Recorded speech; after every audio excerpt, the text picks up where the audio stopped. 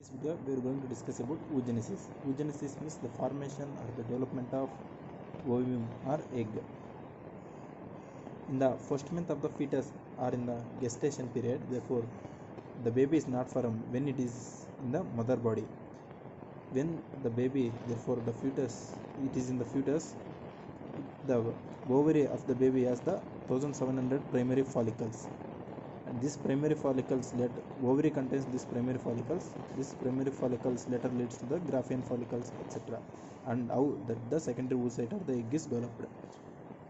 When the baby is in the mother body, during the first month of the baby, the ovary has 1700 primary follicles.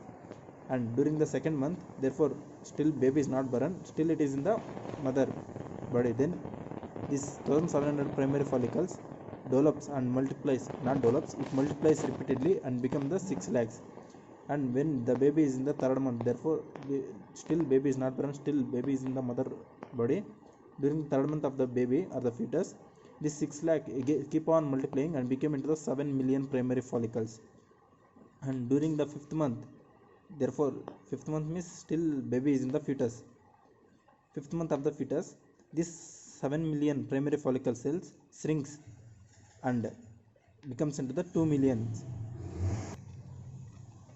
Shrinking of follicles takes place, and this shrinking means we group these 7 million follicles comes together and they join together and become less in number, and this shrinking of follicles is known as the atresia. And after shrinking or they otherwise after undergoing atresia, 7 million primary follicles will become into the 2 million primary follicles. And at the birth of the baby contains only 2 million primary follicles. And after the birth, there is no primary follicles takes place in the ovary.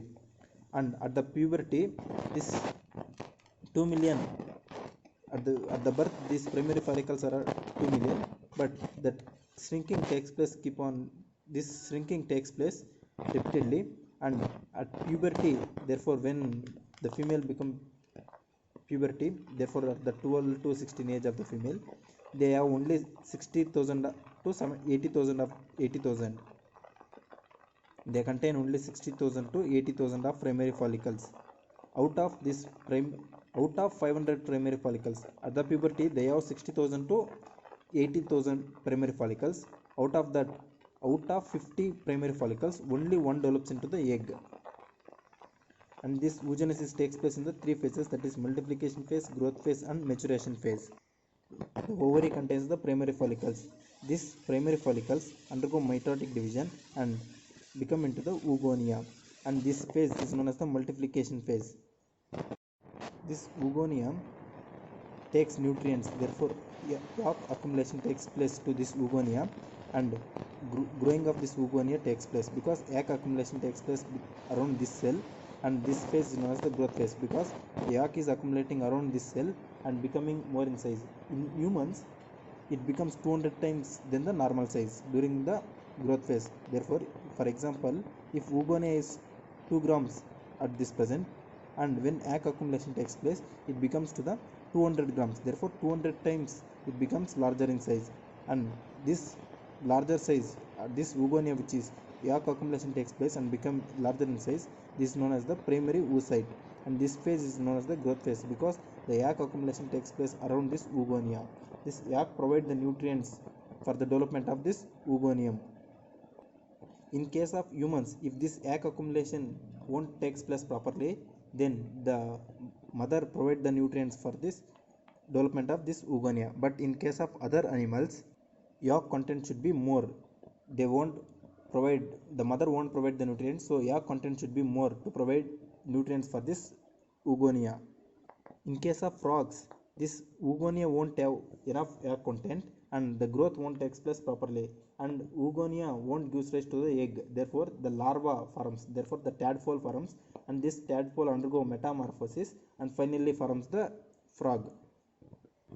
But in case of humans, if egg accumulation is very less, and even though the mother provides egg accumulation is very less, even though this oogonia becomes into the egg or the ovum, because the mother supplies or provides sufficient nutrients to develop this oogonia.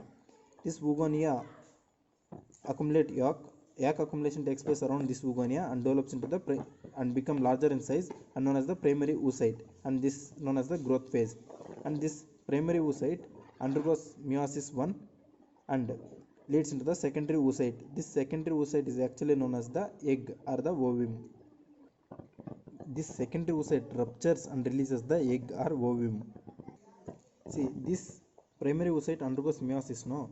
This meiosis 1 is arrested or stops at the diplotin stage of the prophase 1 in the meiosis 1. Diplotin 1, this meiosis 1 is stopped at the diplotin stage of prophase 1 so that the secondary oocyte is won't form. After the puberty, this primary oocyte which is arrested at the diplotin stage of the prophase 1 starts dividing and develops into the secondary oocyte. This secondary oocyte ruptures and releases the egg or ovum. This is known as the maturation phase.